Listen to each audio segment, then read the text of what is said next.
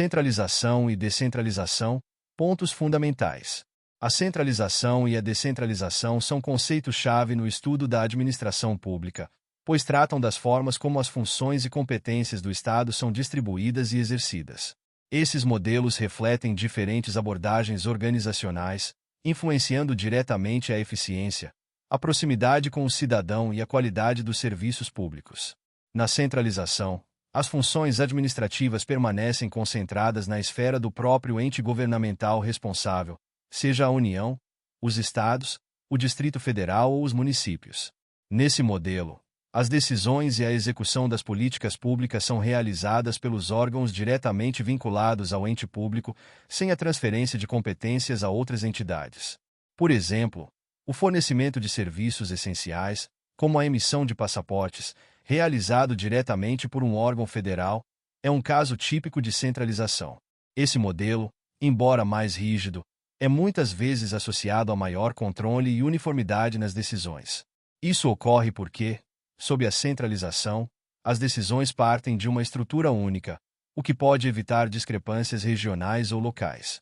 Contudo, sua rigidez pode dificultar a adaptação às necessidades específicas de cada região ou grupo social, além de sobrecarregar os órgãos centrais, resultando em processos burocráticos lentos. Já a descentralização ocorre quando o Estado transfere a execução de suas competências para outras entidades ou pessoas jurídicas, mantendo, entretanto, a supervisão e o controle sobre as atividades. Essa transferência pode ocorrer de diferentes maneiras, incluindo a outorga e a delegação. No caso da outorga, o Estado cria uma entidade específica, como uma autarquia, para desempenhar determinada função pública. Por outro lado, na delegação, o Estado transfere a execução de serviços a particulares ou empresas por meio de contratos ou concessões. Um exemplo prático de descentralização por outorga é a criação de uma autarquia para gerenciar o sistema de previdência de um Estado. Essa autarquia terá autonomia administrativa e financeira, mas ainda estará vinculada ao ente criador, que supervisionará sua atuação. Já na descentralização por delegação, é comum que serviços como o transporte público ou a distribuição de energia elétrica sejam delegados a empresas privadas por meio de concessões públicas. A descentralização apresenta vantagens importantes, como a proximidade com o cidadão e a possibilidade de adaptar os serviços às especificidades locais. Um município, por exemplo, pode ter necessidades distintas de outro, e a descentralização permite que as decisões sejam tomadas mais próximas da realidade local. Por outro lado, esse modelo exige um controle rigoroso para evitar desvios, má gestão ou falta de alinhamento com os objetivos públicos. Além disso, a descentralização pode ser classificada como territorial, quando envolve a transferência de competências para entes locais, como estados ou municípios, ou funcional, quando a transferência ocorre para entidades ou pessoas jurídicas específicas. Um exemplo de descentralização territorial é a autonomia conferida aos municípios para gerir a saúde e a educação básica em sua região. Já a descentralização funcional é observada na criação de agências reguladoras que fiscalizam setores estratégicos, como telecomunicações e transporte. Outro conceito relevante é a desconcentração, que muitas vezes é confundida com a descentralização, mas possui características distintas. A desconcentração ocorre dentro de um mesmo ente ou entidade administrativa e envolve a distribuição interna de competências para diferentes órgãos ou departamentos.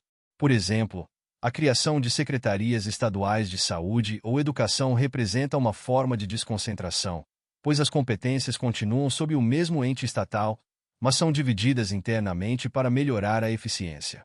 Enquanto a descentralização proporciona autonomia às entidades para executar as funções, a desconcentração cria uma hierarquia administrativa interna, permitindo uma gestão mais organizada e ágil. Dessa forma, a desconcentração é frequentemente usada como um complemento da centralização, visando melhorar a administração pública sem abrir mão do controle estatal. Na prática, a escolha entre centralização e descentralização depende do contexto e dos objetivos do Estado. Em situações que demandam uniformidade e padronização, como a formulação de políticas econômicas nacionais, a centralização é preferida. Já em áreas que exigem maior adaptação às especificidades locais, como políticas de urbanismo ou transporte municipal, a descentralização tende a ser mais eficaz. É importante destacar que a descentralização não significa ausência de controle. O Estado mantém a supervisão sobre as atividades delegadas ou outorgadas, garantindo que sejam realizadas em conformidade com as diretrizes públicas. Esse controle pode ser exercido por meio de relatórios, auditorias ou pela exigência de cumprimento de contratos e metas. Um desafio comum da descentralização é o risco de fragmentação ou desigualdade regional. Quando competências são transferidas para entes locais, a capacidade técnica e financeira de cada região pode influenciar a qualidade dos serviços prestados. Isso requer a implementação de mecanismos de cooperação e suporte técnico entre os entes federativos, garantindo que as políticas públicas sejam efetivas em todo o território nacional.